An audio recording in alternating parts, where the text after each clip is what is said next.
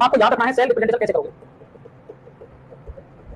Cell representation की बात करें तो आपको याद रखना है बात एक, ये बहुत काम की बात बता रहा हूं। आपको सबसे पहले लिखना पड़ेगा बेटा एनोड, एनोड के बाद में डबल डंडा खींचोगे और उसके बाद लिखोगे कैथोड। क्या लिखोगे? कैथोड। अर्थात कैथोड की यदि कंसंट्रेशन दे रखी है, प्रेशर दे रखा है तो ब्रैकेट में लिख देना है। ऐसे ही बेटा यदि एनोड के साइड में भी आपको यही कहानी दे रखी है तो भी क्या करोगे आप, इधर तो कंसंट्रेशन और प्रेशर को ब्रैकेट के अंदर लिख दोगे। अब आप कहोगे सर लिखेंगे कैसे? तो बेटा जैसे मैंने आपको रिएक्शन दी zinc solid plus copper plus 2 aqueous और यहां कंसंट्रेशन दे दी 1m, उसके बाद में in convert Zn plus 2 aqueous plus copper solid, ये डेनियल सेल की बेस्ट रिएक्शन है। चलो जी क्या करें, आपको इसकी भी कंसंट्रेशन यदि दे रखी है, जैसे मैंने कहा कि आपको कंसंट्रेशन इसकी भी दे दी बेटा 1m, तो आपको सेल रिप्रेजेंटेशन करके करना है। तो आपको एक बात याद रखनी है, ट्रिक से याद रखोगे तो लंबे समय तक याद रहेगी। आपको कुछ नहीं करना है बेटा, नंबर दे दो 1 2 3 और 4, आपको कुछ नहीं करना है, याद रखना है 1/3 करना है, डबल डंडा खींचना है, 2/4 कर देना है। ये ट्रिक है, अगर ऐसा करते हो तो आपको आसानी पूर्वक सारी चीजें क्या हो जाएंगी, क्लियर हो जाएंगी। आई होप आप सभी को ये कहानी समझ में आ गई होगी। अगर नहीं आई है तो अपन बताते हैं कैसे करेंगे। अपन देखो समझो भाई, 1 और 3 को लिखना है सर, तो लिख दो भैया zinc, zinc solid oblique zinc plus 2 aqueous, बताओ भाई कंसंट्रेशन रखी है तो ब्रैकेट में लिख लो 1m। उसके बाद में डबल डंडे से आपको स्लैश बोलते हैं इसको, या डबल डंडा बोल दो, डबल डंडे से आपको क्या करना है, बोलो भाई सॉल्ट ब्रिज, ऐसे बोलते हैं सॉल्ट ब्रिज, क्या बोलते हैं सॉल्ट ब्रिज। इसके बाद में क्या करना है 2 कौन भैया ये रहा,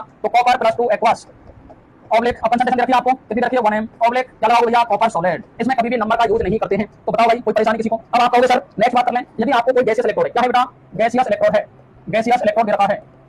अगर गैसियस इलेक्ट्रोड दे रखा है तो याद रखना है सबसे पहले आपको इलेक्ट्रोड लिखना होगा, इलेक्ट्रोड ऑब्लिक क्या लिखोगे बताओ एनोड, एनोड पर वही यदि कंसंट्रेशन देखो कंसंट्रेशन यदि प्रेशर दे रखा है तो प्रेशर, उसके बाद में स्लैश डबल स्लैश लगाओगे, उसके बाद में क्या लिखोगे बेटा कैथोड लिखोगे क्या, तो उसके बाद में लिखना है कैथोड, क्या लिखना है बेटा कैथोड। कैथोड पे भी क्या लिखोगे कंसंट्रेशन या प्रेशर दे रखा है तो लिख दोगे, उसके बाद में ऑब्लिक करोगे और फिर क्या लिख दोगे इलेक्ट्रोड, क्या लिख दोगे इलेक्ट्रोड। अब आपके क्लास 12 के अंदर ओनली ऑन एक ही है गैसियस इलेक्ट्रोड की बात करें तो हाइड्रोजन इलेक्ट्रोड है। यदि मैं एग्जांपल की बात कर लेता हूं तो बताओ भाई H2 गैस और मैंने दे दिया 1 बार, क्या दे दिया 1 बार प्लस 2H प्लस एक्वास, ठीक है, और मैंने कंसंट्रेशन 1m दे दी इसकी, ठीक है ऑब्लिक इन कन्वर्ट, ऑब्लिक नहीं भाई इन कन्वर्ट, ये बन गया 2H प्लस एक्वास और इसकी कंसंट्रेशन दे दी 1m और प्लस H2 गैस और इसका दे दिया 1 बार प्रेशर, क्या दे दिया 1 बार प्रेशर दे दिया है। अब मेरे को आप बताओ, काफी बच्चे सोचेंगे H2 से H2 कर गया 2H प्लस से 2H प्लस हो गया, लेकिन बेटा यदि आप हाइड्रोजन इलेक्ट्रोड पढ़ते हो तो हाइड्रोजन इलेक्ट्रोड को बोलते हैं SHE standard hydrogen electrode, SHE standard hydrogen electrode. अर्थात जब भी किसी इलेक्ट्रोड का अपन पर्टिकुलर इलेक्ट्रोड का इलेक्ट्रोड पोटेंशियल फाइंड करते हैं तो उसके लिए अपन हाइड्रोजन इलेक्ट्रोड यूज करते हैं। तो उसकी मैंने रिएक्शन लिखी है, एक बार उसका ऑक्सीडेशन भी हो सकता है, एक बार उसका रिडक्शन भी हो सकता है। अब आपको इसका सेल रिप्रेजेंटेशन करना है तो कैसे करोगे भाई, सबसे पहले लिखोगे इलेक्ट्रोड, तो याद रखना है, याद क्या रखना है, अपन ज्यादातर केस में प्लेटिनम इलेक्ट्रोड यूज करते हैं। क्या यूज करते हैं बेटा, तो प्लेटिनम सॉलिड